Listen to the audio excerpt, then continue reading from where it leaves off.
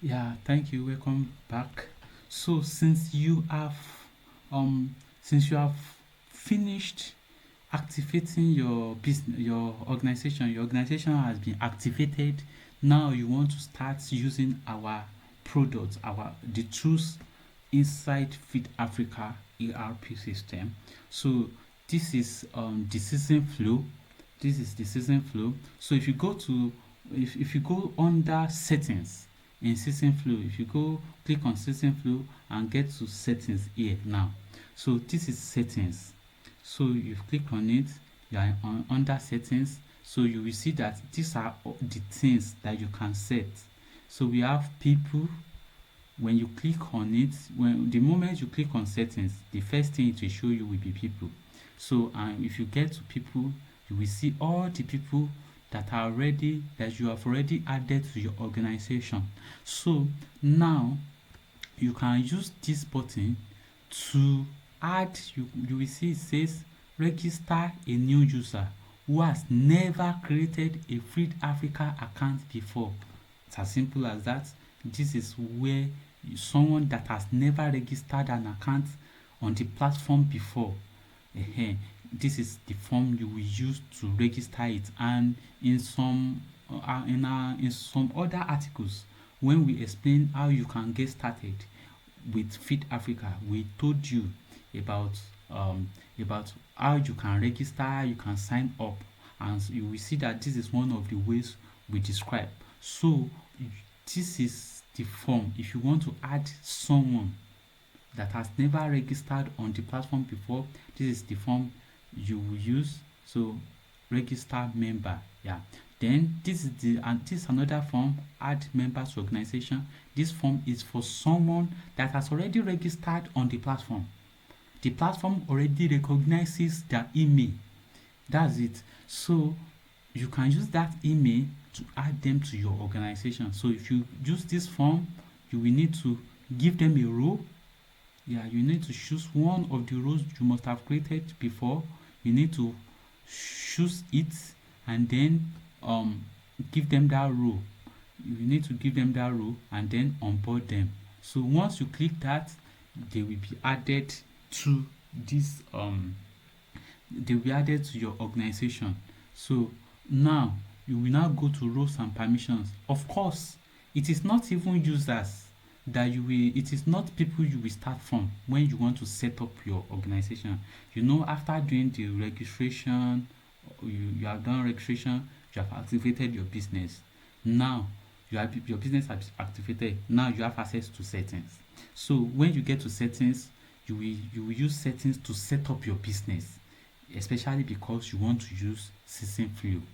And of course, there are some other tools we will release in the future that you will also use settings to set a few things under them. So in the future, maybe we will still elevate where settings is, and settings will go under dashboard, yeah, so that it is not only restricted to what you are doing under SeasonFlow, but we will see to that.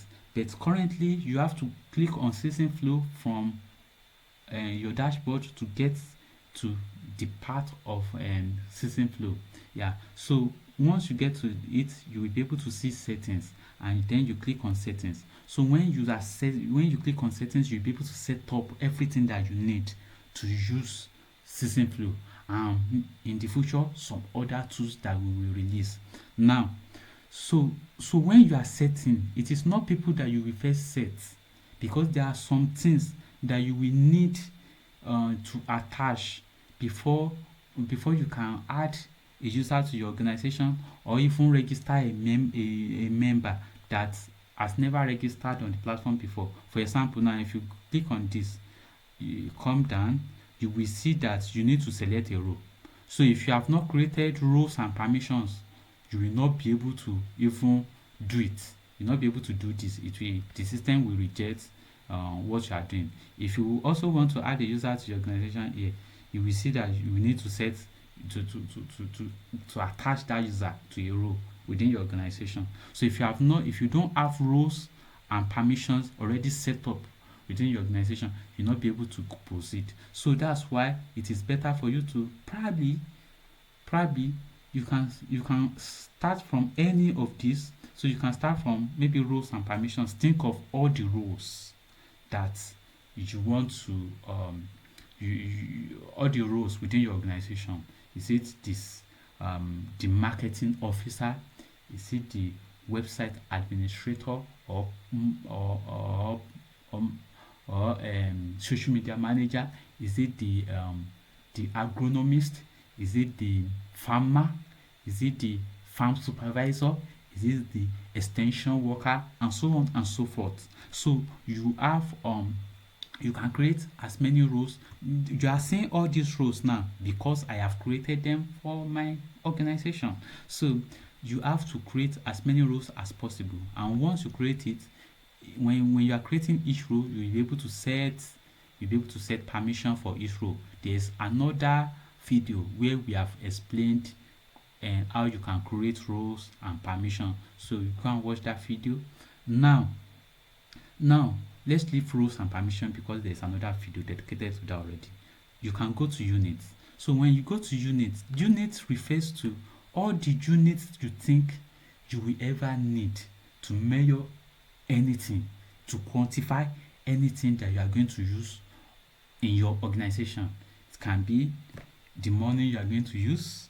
It can be money in terms of naira, maybe dollar, anything and anything that you think that you're going to use now or in the future. It can be, okay, you want to measure weight or something, maybe in kilogram, maybe in grams.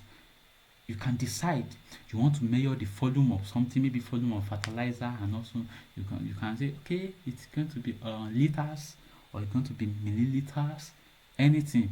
You want to measure the length or breadth of your farm, you can say hectares, you can say kilometers, anything that you can think of that you will ever need. You want to measure pieces of things, you can say, okay, pieces, that's what you want to say. You want to measure things that comes in pairs, you can say, okay, pairs of shoes. You can create pairs. So this is where you are going to add units. So you are going to give it a small name, let's say kilometers now. So for kilometers, you can say the short name, which is the abbreviation, you can say km. Yeah, because this abbreviation is what we mostly use within the system, but this name will be the one that, okay, you will use to know the full meaning, or anybody that is a JJC we used to know the full meaning of what you mean by km. So you can say, okay, kilogram, and that means maybe kg. Yeah, so you can say ml for milliliters. Milliliters. You can say hectares, and you can call it maybe HA or HA. You can decide anything that you want to call your units. Yeah, so it is basically like that. So you can call it any name. So that's how to create a unit, and of course you can edit a unit. So you can edit the name, you can edit the abbreviation, you can delete a unit as well. You can delete a unit, you can delete a unit as well. So you can delete a unit with something like this. Yeah, you can delete a unit. Of course, I'm only able to see all these buttons because I have the permission. I am the owner of the organization, and of course I can give some other people, some other roles, the permission to also see it, provided I have given them that permission. They will be able to see all this. But if they don't have that permission, they will not be able to see all these buttons. They might probably, you can say, okay, they should not even see anything on this page. So it will not even render all these names for them. Or you can say, okay, they should be able to see it, but they should not have access to all these buttons. They should not have access to these buttons. So depending on what you have set under rules and permissions. So let's move on. So units, so you are still setting up your organization. Remember, you are still setting them up. So after units, I will advise you to, before going to input, you will first do input types.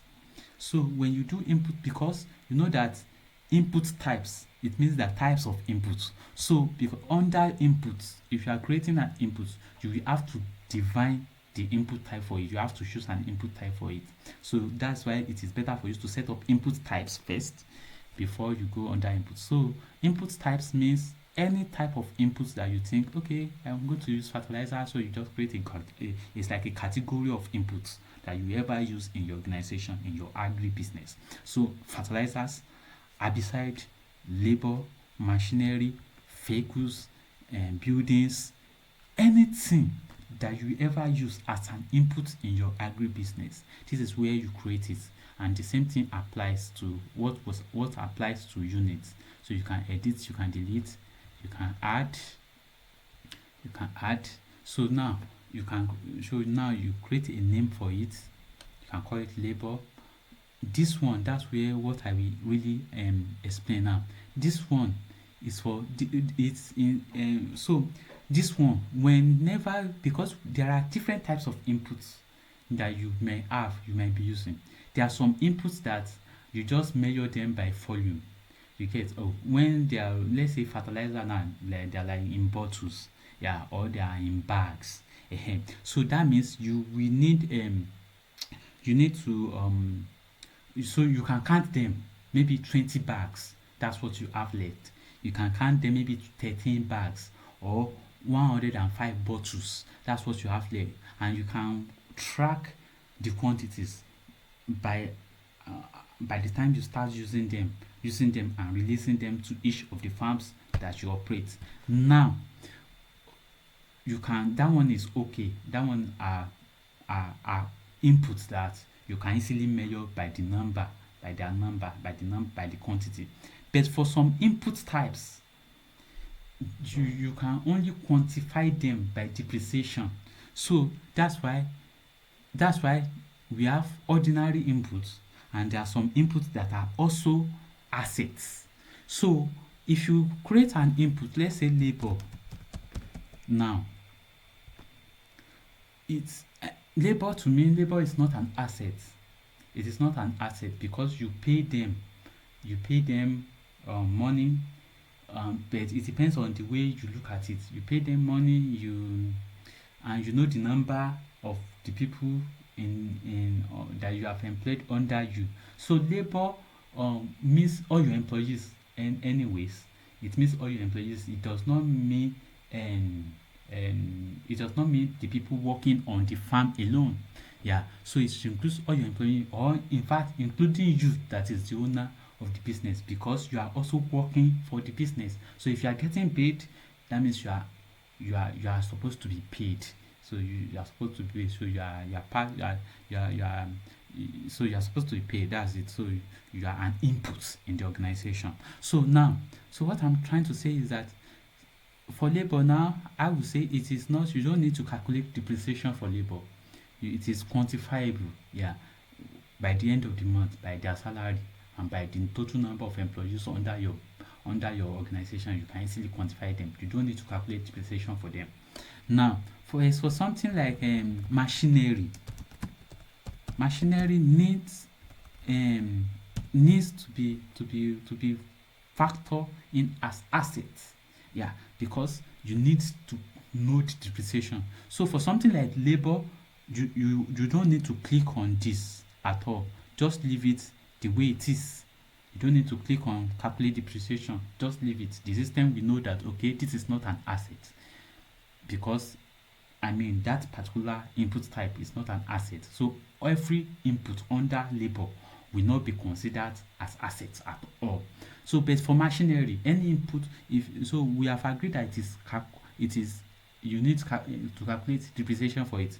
That means you will click on this to mark it, and now when you send it, you will know that, and the system will know that, every input that you register, you create under machinery, under that input type, you want the system to consider it as an asset. Yeah, so that it can calculate depreciation, maintenance date, the maintenance schedule, all of those things, and all of those things to also calculate the cost of the whole season, the cost of planting the whole season whenever you use it, maybe per hour, per minute, per day, all of those things that you have that will be set. So that's how it will calculate cost and all of those, and then depreciation, and then maintenance dates, so that you are abreast of every information that you need. So that is when you click on it. So that means anything, any input that you put under machinery will be considered as an asset. So let's leave that because I already created machinery here. So now, so we have done input type. So we can now create inputs. So under input, it's just like you are creating units or any other thing. Anyways, so you can add by using this button, add a new input. You can edit and delete, then and so on and so forth. When I click on this fertilizer now, you will see that I can name it, I can describe it, I know what is in stock, I know minimum stock, I know how much I purchase it per unit. I know, and I will now choose an input type. See, fertilizer is in. So depending on what I choose as the input type, that's where how the system will know. The system will check if that input type that I have categorized it under, if it is an asset. If it's an asset, we know that this particular unit, and I mean this particular input, is to be considered as an asset. So if it's to be considered as an asset, I will have to explain this more deeply. How assets are how assets.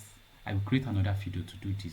How assets are handled within the system, because you know that in stock, something like in stock, that is what you have in stock currently for this particular input. So the quantity, so you can say, oh, it's 28 pieces. You have 28 pieces, or if it's bags, it's 28 bags. You get. So if it's 28 bags, so if it is now an input that is an asset, let's say it is not, you are not mirroring it in bag, so it is an asset. So you have to consider in a such way that, okay, in stock will be something like maybe like its current value. You get its current value, the current value of the asset. Then minimum stock is like the salvage value, the value where you want to sell it. Okay, once its value reduces to $1,000, I want to sell the tractor. You get. I don't want it to become a liability for me. You get. So I want to quickly sell it as a second hand or as a third hand or anything. So you want to sell it. So minimum stock. Then purchase amount. Of course, purchase amount is like how much did you buy it? It still applies. How much did you buy it? So that's where you started from. So you know that it is this purchase amount that we start from to calculate depreciation, to monitor depreciation, depending on the number of days that are used at your disposal, the number of hours it has worked, and so on and so forth, so that we calculate the cost whenever you use it for a particular activity. We will use all those information to calculate this cost, the cost that should be associated, because we know that by the time you use it for 5 hours for this particular activity, its depreciation has also increased. It has depreciated even further because you have used it another 5 hours. Because it has stayed 1 month or 30 days in your possession, another 30 days, we know that its depreciation has also increased again. It has depreciated by another some certain amount. So all these factors are what we consider when the system is calculating and all of this for you at the background. So now, so for an asset, because an asset is also something very tangible, we know that it has to be located in a particular farm. So an asset is usually attached to a particular farm. So you have to, so later on, we still get to assets whereby we will show you, okay, you have to say, so that you will know per time where a particular asset is located. But for things like fertilizer that are not assets, we consider that we assume that you have a central warehouse, maybe at your headquarters or somewhere where people and where you deploy it from to all of your farms. So that's how we consider it, that's how we see it. So you have to so that's how we see it. So we believe that it starts, the system believes that it starts, so you take it. There are people that need it on a particular farm, they will request for it, then you deploy it to them, then you send it to them, rather, then you send it to them. But for assets, we want you to be able to track where they are specifically. Is it in Makurdi, in your farm in Makurdi? Is it in your farm in Abuja? Is it in your farm in Osun State? So all those things, yeah. But we will get to assets and you see.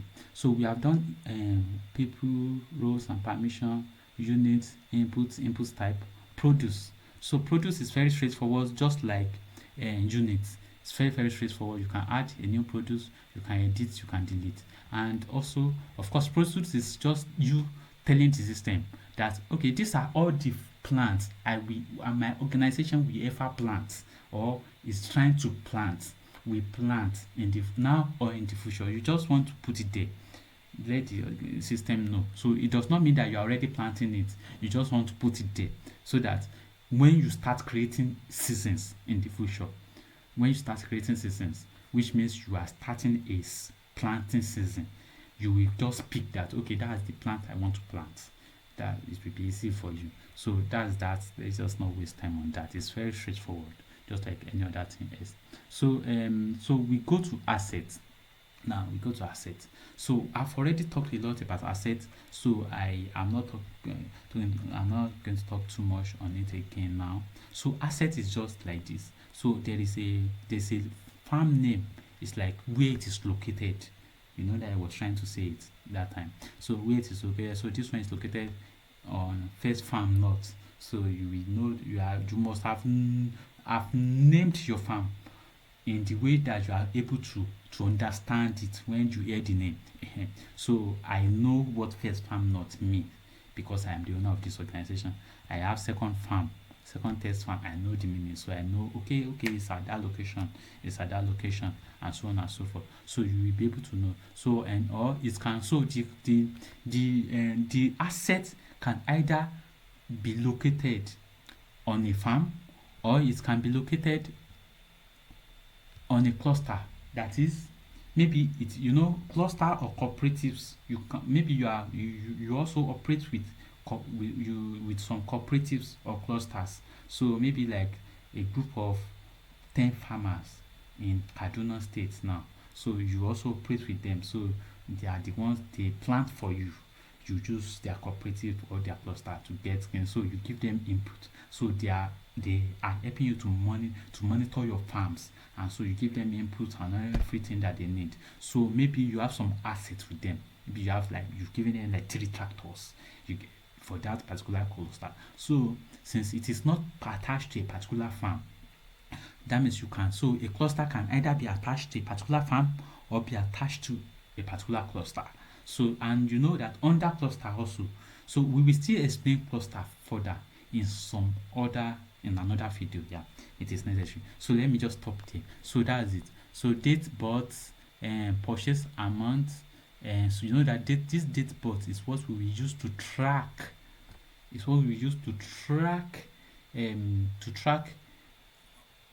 Also depreciation and maintenance, a lot of those things. So that because you know that the length of time is spent in your hand, the others are spent in your hand, it will be depreciating. Okay, so that's all of those things. So purchase amount, annual usage, salvage value, useful life. All of these things are technical depreciation stuffs that you need to provide for the system so that it understands. Maybe I should just explain a few of them so that you understand. So next maintenance is just like the next time that you want it and to maintain it. You want to carry out a maintenance routine on the asset, on each of the assets. So you have to define it. So if you define it, the system will alert you that okay, oh, there's going to be some maintenance for this particular asset in this day. So don't yeah. So useful life is part of what we use to calculate depreciation and all of those. So useful life is like, okay, I bought this asset in 2021. I want it to use 5 years. You get. So you just say okay, 5 years. Useful life is 5 years. So the system will now relate life, which is 5 years, to date bought. You get date bought, and say okay, if you bought it 2001, and you it has just 5 years of useful life left. As at the time that you bought it, you have estimated that you want to use it for just 5 years. That is the useful life. So it will help you calculate okay when it will use it to calculate the and also of course and of course you apart from useful life, you now mention the salvage value. You get. You know the purchase amount, you state the purchase amount, the salvage value. The salvage value refers to the value that you want it, the least value you want it to sell it or to release it, to stop using it. You get. To sell it to another person or to revamp it totally or to change it, to go and swap it for another one. It's salvage value is just like when you want to stop the monetary value that you want to stop. Maybe let's say you bought it 2001, the date bought is 2001, amount is $25,000 that you bought it. Then salvage value is you want to stop it at 25. You say 25. Once it gets to 25, you don't want it. Then useful life, you say 5. So useful life, you say 5. So you say 5 years. So if you use that 5 years salvage value and date bought and purchase amount to calculate. So just make sure that you provide all this information. So as I said, date bought, that one is straightforward. Purchase amount, that was straightforward. Salvage value is the what price, at what price do you want to stop? Is it you bought it at $25,000? Okay, you want to reduce you want to stop using it when it has depreciated to let's say $2,500. So that's the salvage value. So that's when you want to sell it, or you want to go and swap it with the manufacturer or something like that. So you don't want it to become a total liability before you do that. So it must have some value. So that's the salvage value. Then useful life, you just say okay, within 5 years I want it to. So you must have estimated the salvage value and everything.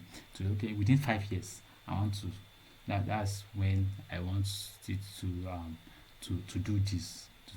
Because depending on the on the equipment or the assets, you must have found out okay, like how many years can I use this thing. You will say okay, so that's it. Then of course you will dictate okay, like how many hours can I use this. You get. So but we don't really use this annual usage in calculating the stuff like that. We don't really use it like that. So you will just if we are going to need it later on in the future, we are going to let you know. So just put it annual usage. So if you can predetermine your annual usage, it's okay. But we don't really know it. But what we need: date bought, purchase amount, salvage value, useful life, all those things you can get and you can. So the system will know. So of course we might be having some webinars, some all these things later on in the future, so as to improve how we do all these things and make the system even serve you better. So thank you so much for this one profile. You don't need to bother about it. It's supposed to be profile of you don't need to bother about it for now, because you already have access to your profile here as the manager. So I'm probably going to remove it. So you don't really need it. You don't need profile in that place again. So thank you so much. I appreciate it.